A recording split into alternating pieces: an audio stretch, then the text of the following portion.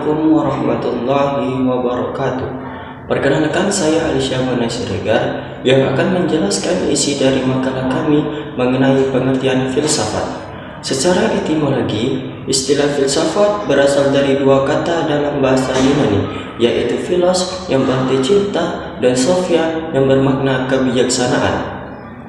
Nah, dengan demikian, filsafat dapat diartikan sebagai kecintaan terhadap kebijaksanaan atau upaya mencari kebenaran mendalam tentang berbagai aspek kehidupan.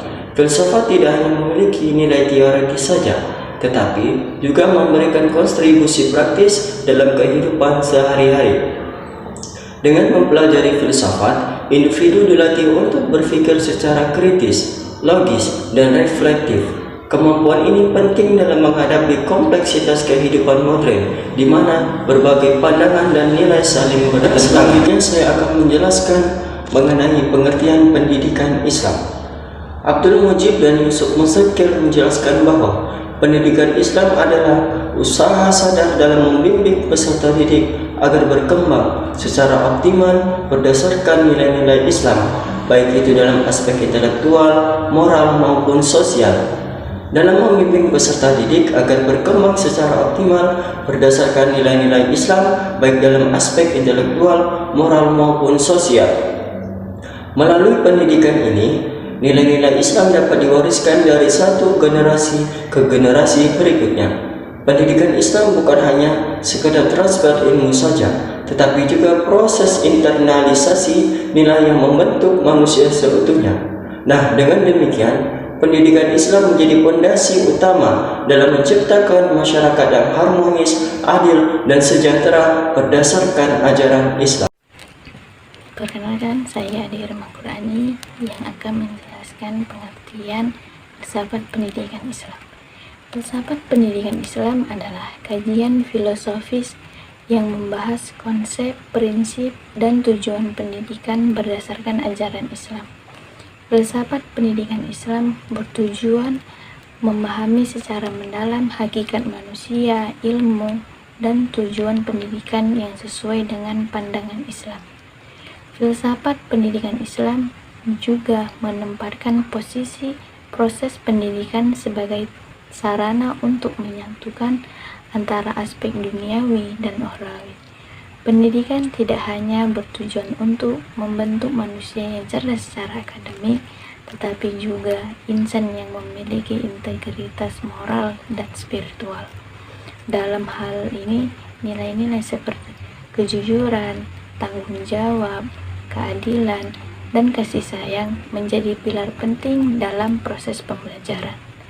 Berikutnya adalah karakteristik pendidikan Islam.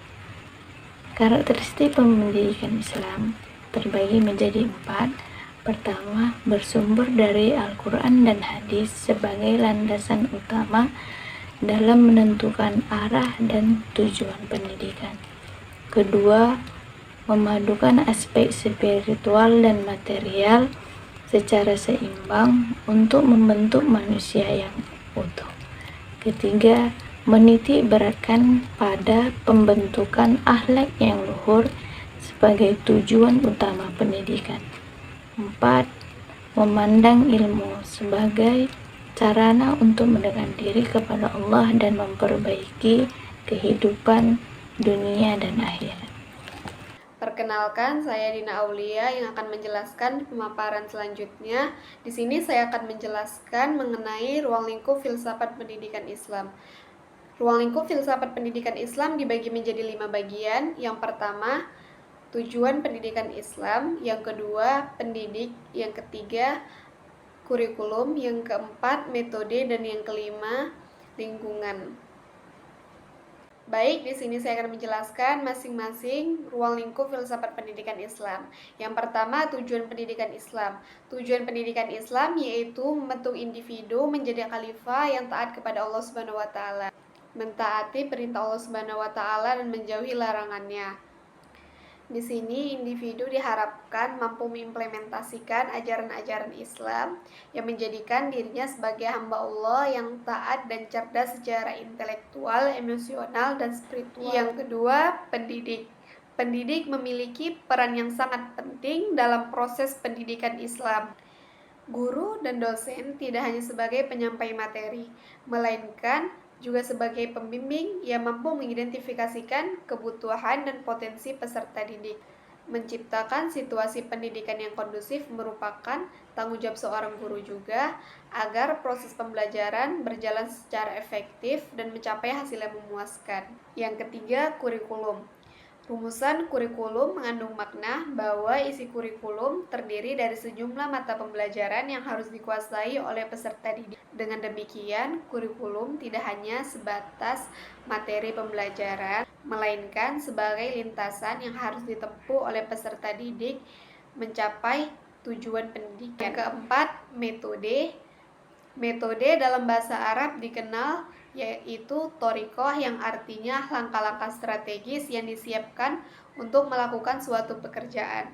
Dalam pendidikan Islam, metode yaitu sebagai jalan untuk menanamkan pengetahuan pada diri seseorang sehingga terbentuk menjadi pribadi yang islami. Yang kelima, lingkungan. Abdul Mujib mengatakan bahwa lingkungan hidup melibatkan semua benda, daya, dan kondisi yang mempengaruhi kehidupan manusia atau makhluk hidup di suatu tempat. Filsafat pendidikan Islam menegaskan pentingnya memahami dan memperhatikan ruang lingkup filsafat pendidikan Islam dari guru sebagai pengajar, kurikulum, metode, serta lingkungan.